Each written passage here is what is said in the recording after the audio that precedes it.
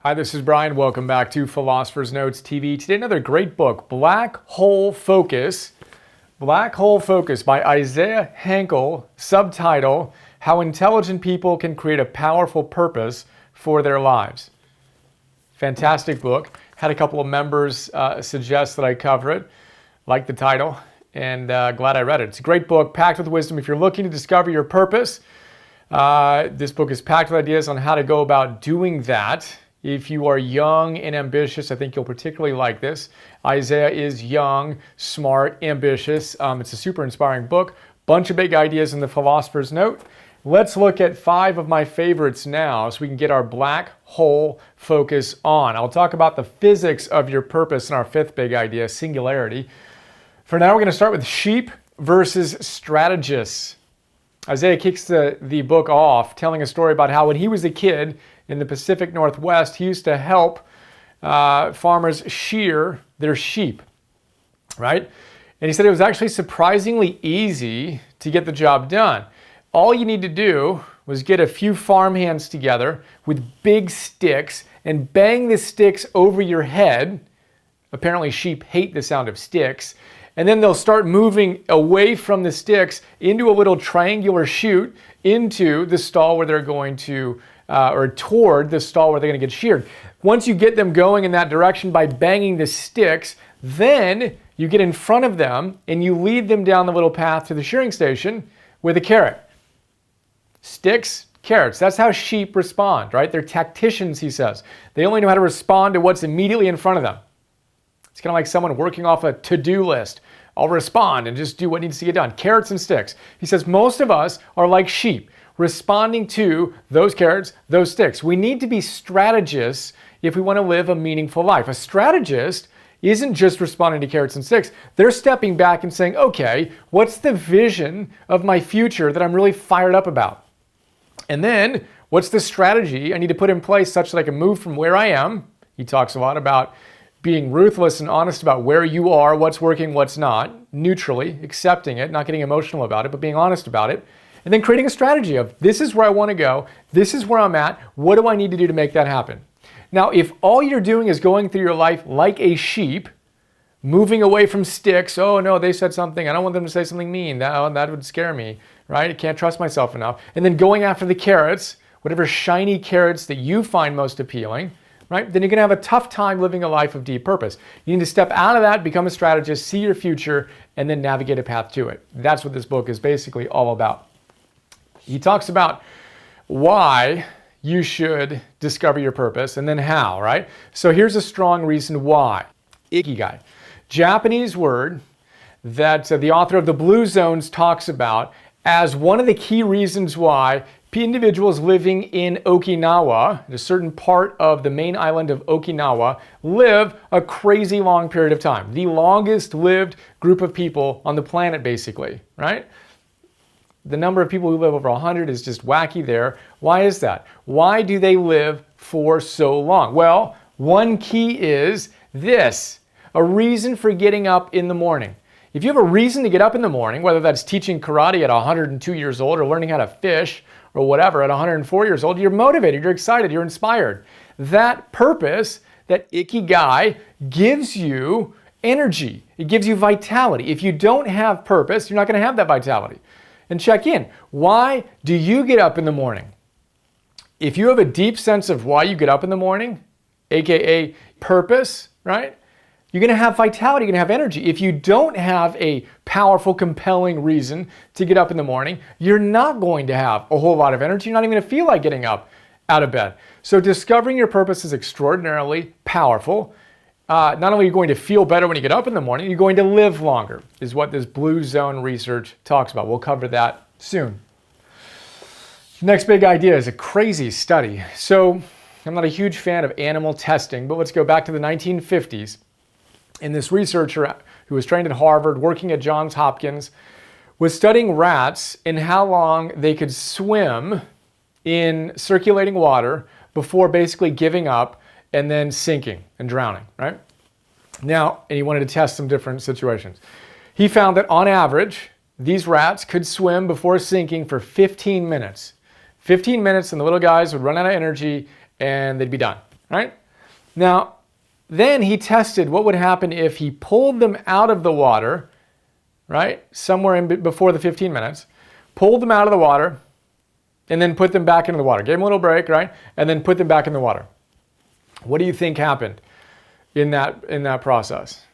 My hunch is you wouldn't guess that whereas the average, if they just swam, right? The average was 15 minutes before they ran out of energy, right? If they were pulled out, then put back in, they could swim not for 30 minutes or 60 minutes, but for 60 hours.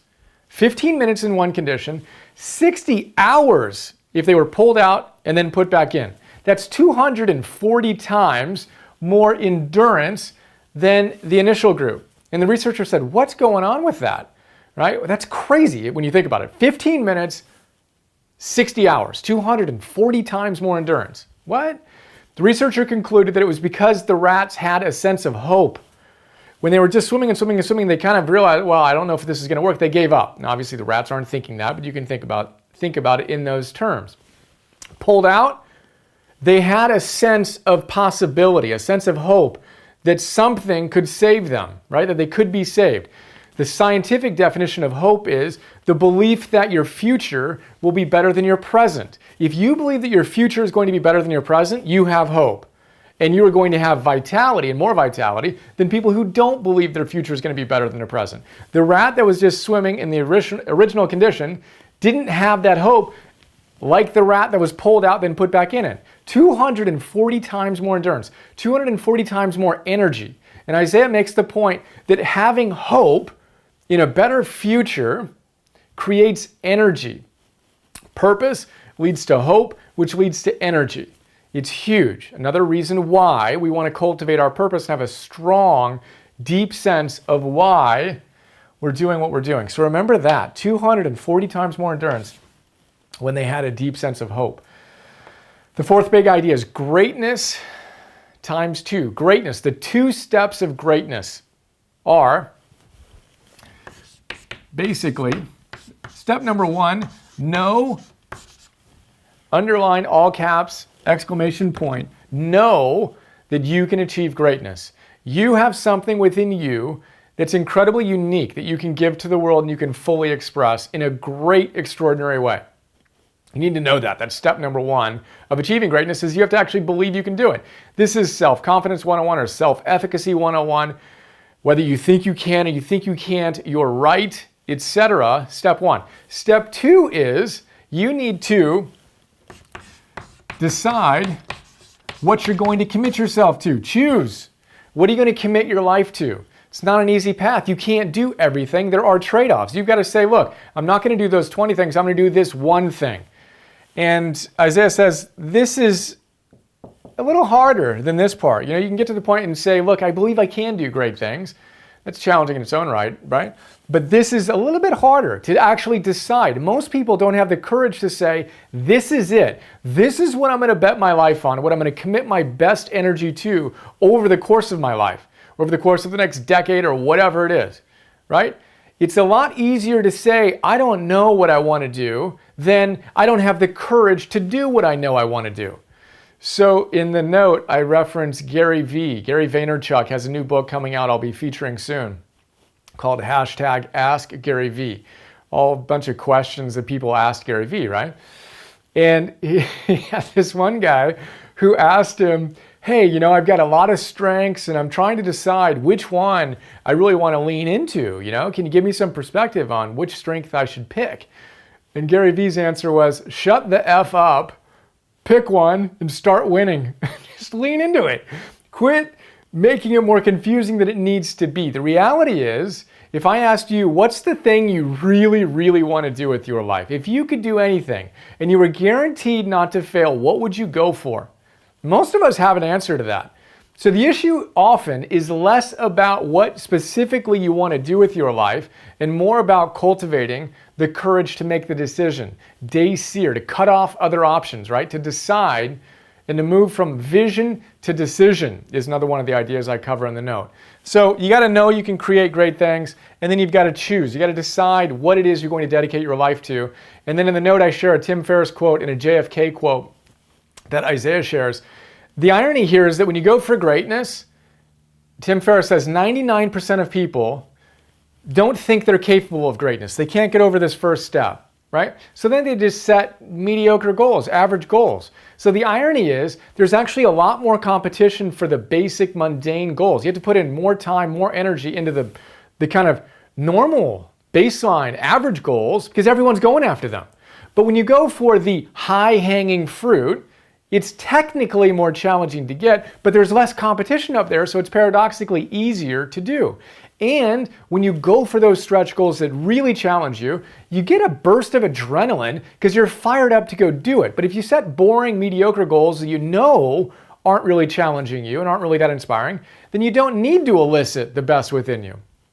So commit to your own greatness, know you can do it, and then make your decision. And that leads us to the fifth big idea, the physics of your purpose, singularity. Singularity is basically infinite density in infinitesimal volume combined. Singularity, imagine that. Infinite density, infinitesimal volume. I can't even wrap my brain around, but that's what's in a black hole. And when you have that infinite density, you're unbelievably compact and focused at a particular point, everything gets sucked into a black hole. And physicists used to think that things were destroyed or obliterated inside a black hole.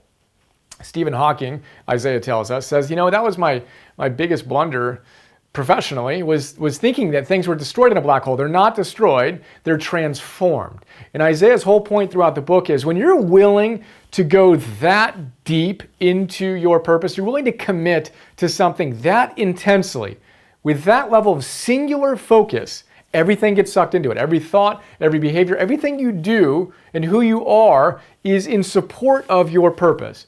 And all great teachers who talk about discovering your dharma or your purpose or creativity with a capital C, Mihai Csikszentmihalyi style, say the same thing.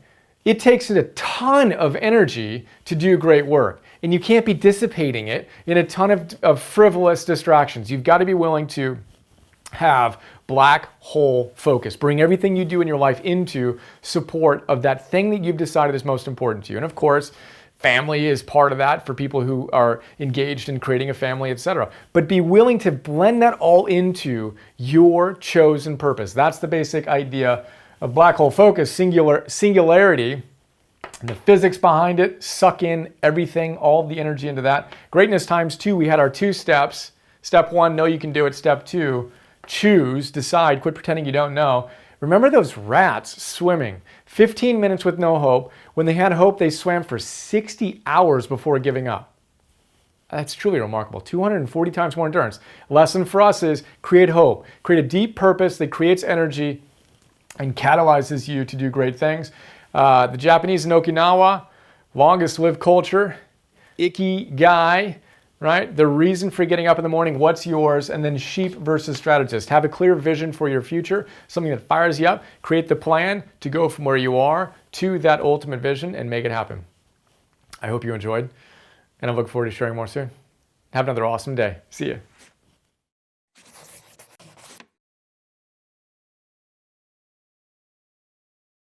Hi, this is Brian. I hope you enjoyed that PNTV episode.